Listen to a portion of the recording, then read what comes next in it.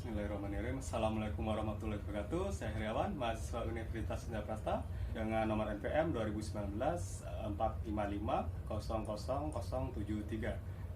Baik, di sini saya akan mempresentasikan tentang market saya, yaitu dari tugas besar mata kuliah Studio Perancangan 2 yang bertema villa atau resort. Untuk ketentuan perancangan sendiri, itu yang pertama untuk luas lahannya itu adalah sekitar 1000 meter persegi. Lalu yang kedua adalah untuk bangunannya adalah bangunan multimasa, dan yang ketiga adalah untuk villa komersil. Nah, untuk lokasinya villa ini direncanakan di daerah istimewa Yogyakarta. Kenapa di daerah istimewa Yogyakarta? Karena yang pertama, sesuai dengan target pengunjung villa ini, yaitu untuk pasangan yang sedang melakukan honeymoon. Setelah saya riset, untuk daerah Yogyakarta ini merupakan salah satu kota romantis yang ada di Indonesia, beserta beberapa kota lainnya seperti Bandung, Bali, Lombok, dan juga beberapa kota lainnya.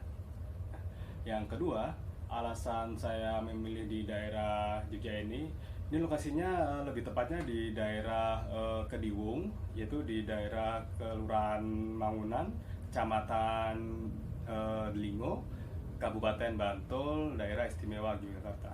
Nah, di daerah Mangunan ini sendiri terdapat fenomena yang sangat menarik sekali, yaitu hamparan awan di pagi hari yang berada di atas permukaan pegunungan.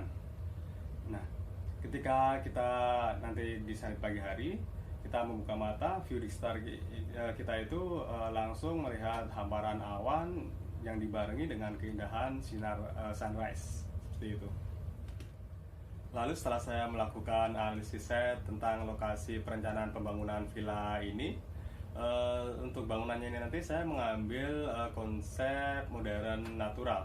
Apa sih modern natural itu? Yaitu konsep perpaduan modern minimalis dan konsep natural, yaitu nanti bentukan-bentukan bangunannya simple dipadukan dengan material-material alami sehingga terbentuk nuansa alamnya, seperti itu. Dan untuk konsep gubahan masanya, di sekitar set tersebut banyak sekali pohon jati tumbuh, sehingga untuk bangunan penginapannya atau bangunan utamanya ini nanti saya mengambil dari bentuk daun jati seperti ini, lalu dibuat ruang sehingga terciptalah seperti ini untuk bangunan utama atau bangunan penginapannya. Lalu untuk bangunan penunjangnya, di sini saya membuat restoran dan juga untuk ruang office dan juga lain-lainnya. Seperti ini untuk bangunan gubahan restorannya. Itu pertama saya mengambil balok dulu. Setelah itu dibagi dua ruang, yaitu lantai pertama itu nanti adalah untuk kitchen, toilet, dan juga beberapa meja makan. Lalu di atasnya nanti juga ada rooftop untuk makan dan melihat view pemandangan di sekitar juga. Nah, untuk bangunan di villa ini, karena sebagai arsitektur itu kita harus membangun bangunan yang ramah lingkungan, jangan sampai merusak lingkungan sekitar. Sehingga karena di lahan banyak pohon jati yang tumbuh, saya nanti tidak akan menebang atau menghilangkan pohon tersebut, tapi mengakalinya dengan membuat lubangan di bangunan tersebut untuk sebagai ruang tumbuh pohon jati tersebut. Oke, untuk berikutnya langsung saya jelaskan dari market saja. Yang pertama saya akan menjelaskan untuk bangunan penginapannya atau bangunan utama.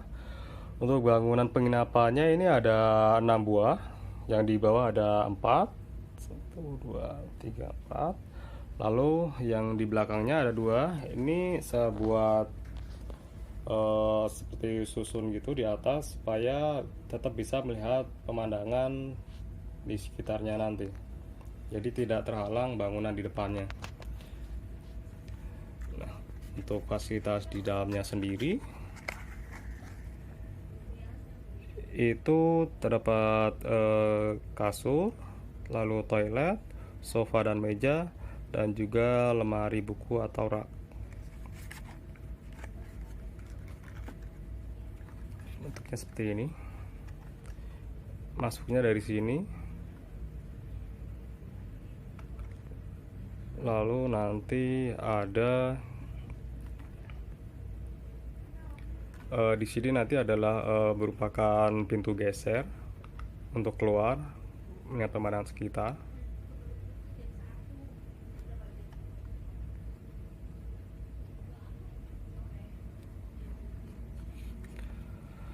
Lalu berikutnya adalah restoran.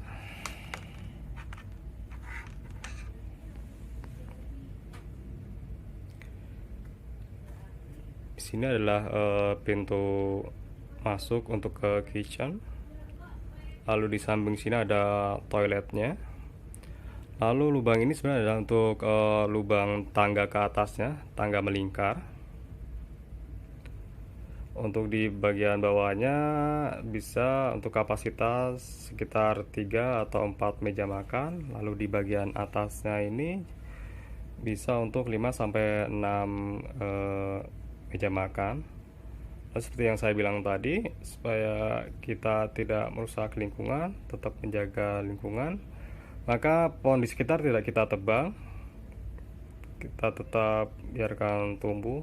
Jadi dengan diakali bangunannya kita buat lubang supaya tetap bisa tumbuh untuk pohon jatinya.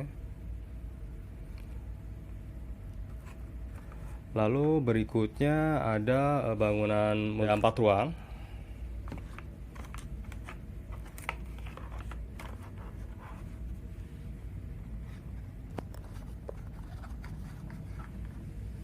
Ini yang pertama, ini ada di bawah, ada lobby untuk reservasi.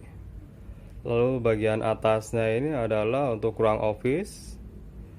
Yang kedua, ini adalah masjid, tapi masuknya dari sisi samping.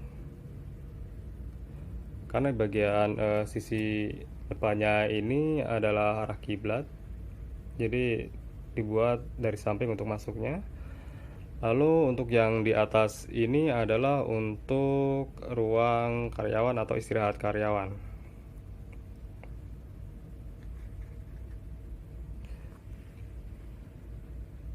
Bangunnya juga sama, karena di daerah sekitar setnya ini ada pohon jati, tidak kita potong juga, kita biarkan tetap tumbuh.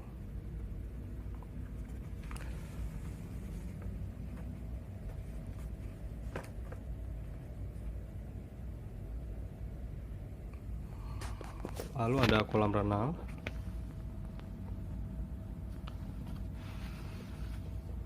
Berikutnya ada lahan untuk parkir.